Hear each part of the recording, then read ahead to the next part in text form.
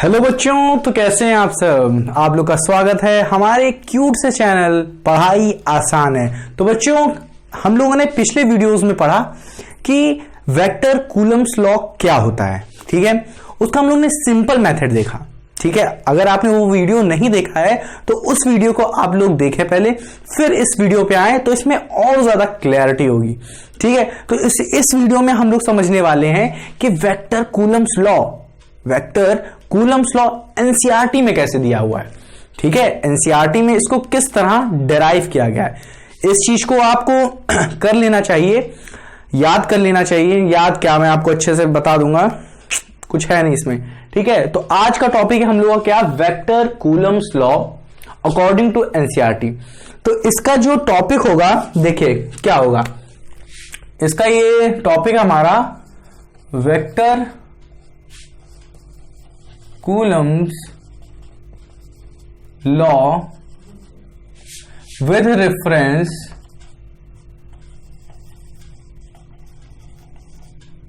To origin. अब इसका मतलब समझ लेते हैं। ठीक है, ये क्या है, डाल लीजिए एनसीईआरटी। ठीक है, ये आप डाल लीजिए, समझ रहे हैं कि नहीं, ये आप डाल लीजिए। ये किसके अकॉर्डिंग, एनसीईआरटी के अकॉर्डिंग मैं बताने वाला हूं। इस टॉपिक को स्टार्ट करने से पहले मैं आपसे एक चीज पूछना चाहूंगा, क्या आपको ट्रायंगल लॉ पता है? क्या आपको ट्रायंगल लॉ पता है?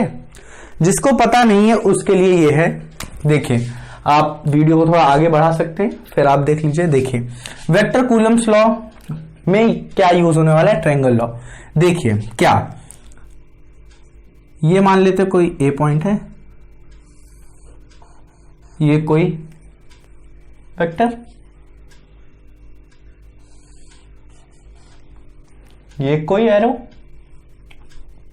कैसे होता है ट्रायंगल लॉ, और ये टेल, ये हेड, ये टेल, ये हेड। अब इन दोनों का रिजल्टेंट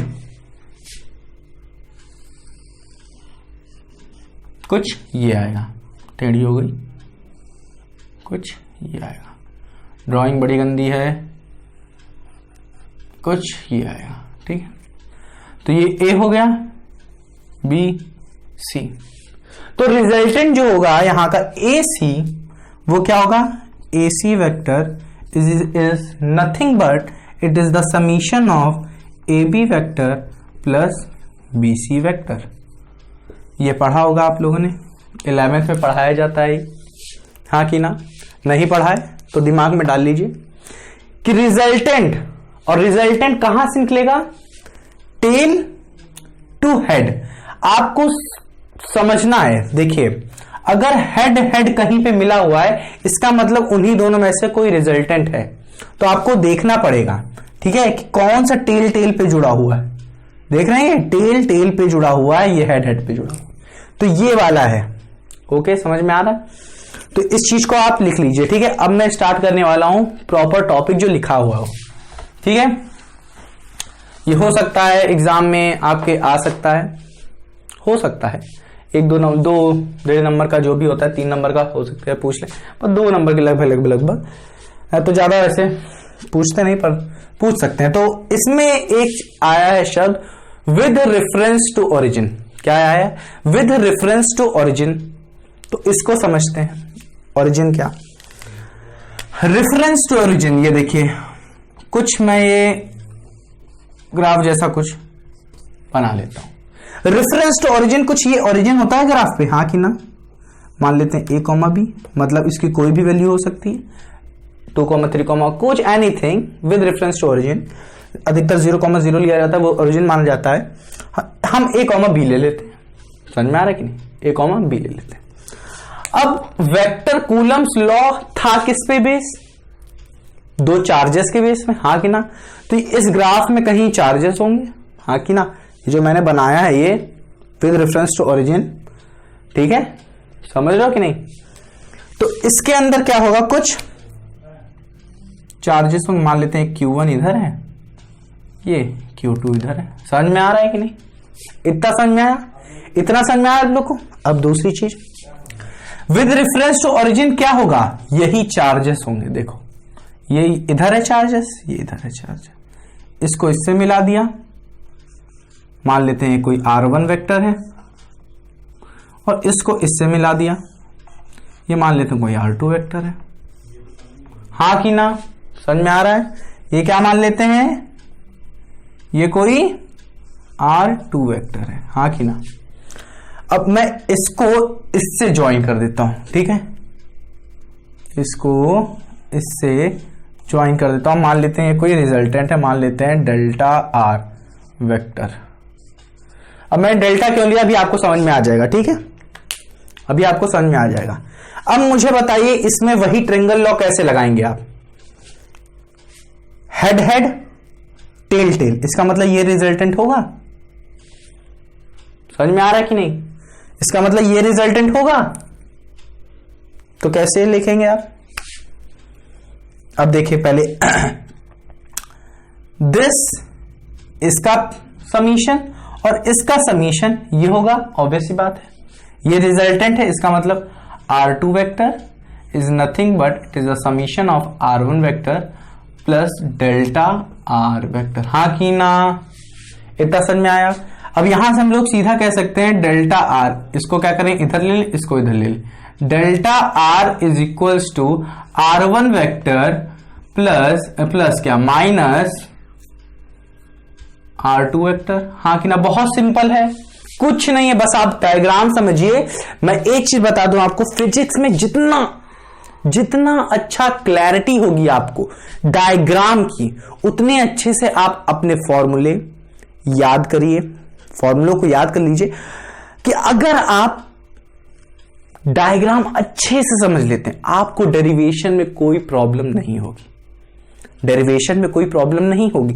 अगर आपने अच्छे से डायग्राम समझ लिया उस डेरिवेशन का, समझ रहे हैं आप, डायग्राम को समझिए और हर चीज इजी हो जाएगी। तो टॉपिक पे आते हैं, इतना समझ में आ गया। अब हम लोगों ने वेक्टर कूलम्स लॉ पढ़ा हुआ है, नहीं पढ़ा है तो प्रीवियस वीडियो देखिए, तभी समझ में आएगा। हम लोगों ने वहां पे क्या पढ़ा है, क्या पढ़ा है, वेक्टर कूलम्स लॉ। पहले हम लोग बात कर लेते हैं क्या पढ़ा है, फोर्स कहां से कहां, अगर 2 से 1 मान लेते हैं, ये देखो 1 है, ये 2 है, अगर आप 2 से 1 ले रहे हैं, force 2 due to 1, force on 2 due to 1 is equals to 1/4 pi epsilon not Q1 Q2 upon R, Q1 Q2 upon R square होता है। बट यहां पे हम लोग किससे मल्टीप्लाई कर देते हैं, R21 vector upon modulus of R21 vector. हाँ कि ना, जो कि चेंज हो जाता है किससे, ये वो पूरा पोर्शन, ये वाला पोर्शन किस में चेंज जाएगा, ये पूरा पोर्शन। हाँ बताओ, समझ में आ रहा है कि नहीं थोड़ा बहुत? तो ये वाला चेंज किस में हो जाएगा, R क्यूब में चेंज हो जाएगा, R क्यूब में चेंज हो जाएगा। इस R क्यूब को ऐसे भी लिख सकते हैं, that is equals to nothing but R21 modulus का होल क्यूब।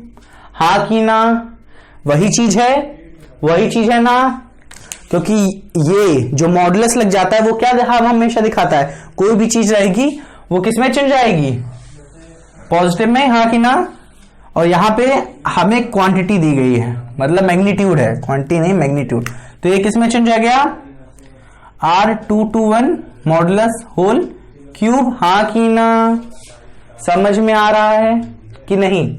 और यहां पे ये जो पूरा है ये किसके इक्वल है, R के। हाँ कि ना, and R is nothing, R221 is nothing but it is a distance between Q1 and Q2। हाँ कि ना,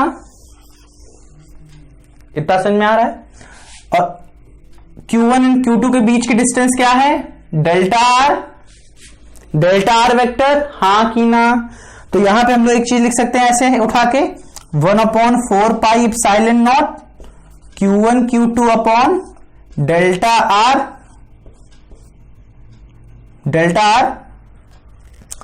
का होल क्यूब। मॉडुलस लगाना चाहे तो आप मॉडुलस लगा सकते हैं, यहां पे समझ रहे हैं कि नहीं आप, क्योंकि यहां पे मॉडुलस लगाए तो आप यहां पे मॉडुलस लगा सकते हैं, ठीक है। Modulus of delta R cube, और ये क्या है R221, हाँ कि ना, समझ में आ रहा है, जिसको आप लोग चेंज कर सकते हैं डेल्टा आर, इसकी वैल्यू कितनी है, वही चीज ये है, वही चीज ये है, समझ रहे हैं आप। 221 से आप कंफ्यूज मत होइए कि ये 221 is nothing but is the distance between Q1 and Q2, समझ में आ रहा है। तो इसकी वैल्यू किसके इक्वल हो जाएगी, डेल्टा आर के, समझ रहे हैं यहाँ पे, तो ये भी चेंज हो जाएगा। तो यहां पे हम लोग लिखेंगे क्या, ये एज इट इज लिख देंगे 1/4 pi epsilon not Q1 Q2 as it is रहेगा। इसकी वैल्यू क्या है, R1 vector minus R2 vector modulus का क्यूब, और ये क्या है यहां पे इनटू में R, इसकी वैल्यू क्या हो जाएगी, इसी के इक्वल होगी, तो क्या हो जाएगा R1 vector minus R2 vector, modulus नहीं लगा है, ठीक है। ये हो गया हमारा क्या, with reference to origin force on 2 due to 1।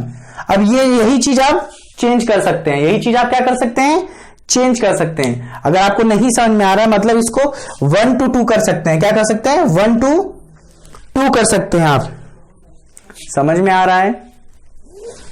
एक minute 1 to 2 1 to 2 1 to 2 1 to 2, हाँ एक मिनट ये चीज चेंज कर दूं मैं, ठीक है, इसमें थोड़ा सा गलत हो गया, 1 to 2 होगा, ठीक है बच्चों, 1 to 2 1 to 2, ठीक है।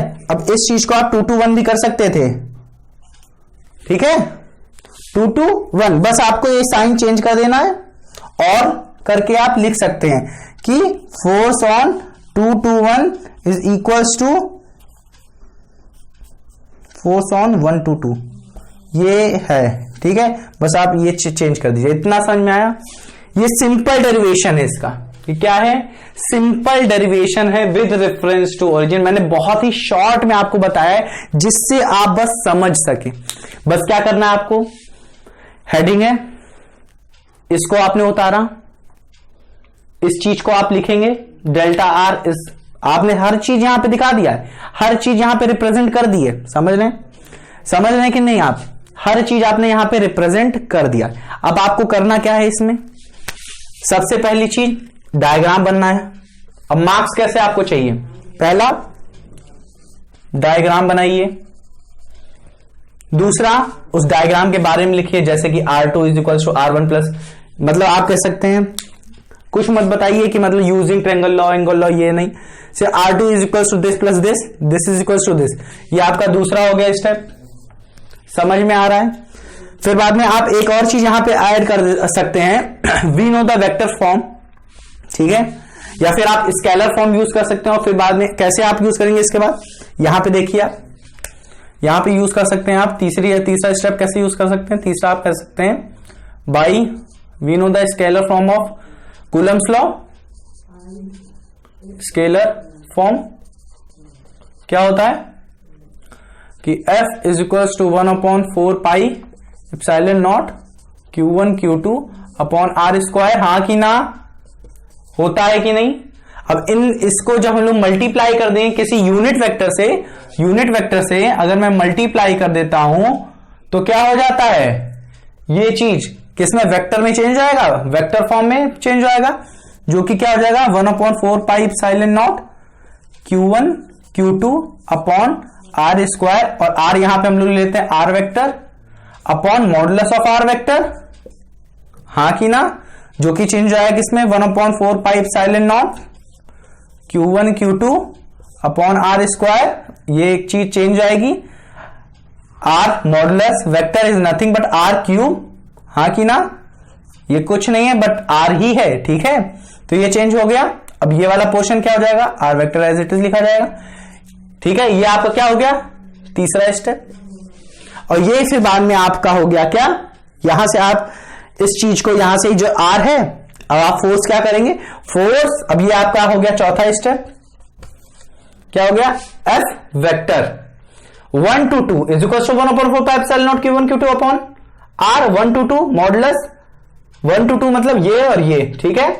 R is nothing but it is a distance, जहां से आप ले रहे हैं 1 से 2, ठीक है, 1 से 2, r इज अ डिस्टेंस, 2 से 1 ले रहे हैं या 1 से 2 ले रहे हैं, नथिंग मैटर, होगा तो वही ना, r is a distance, that is a delta r, वो तो चेंज होगा नहीं।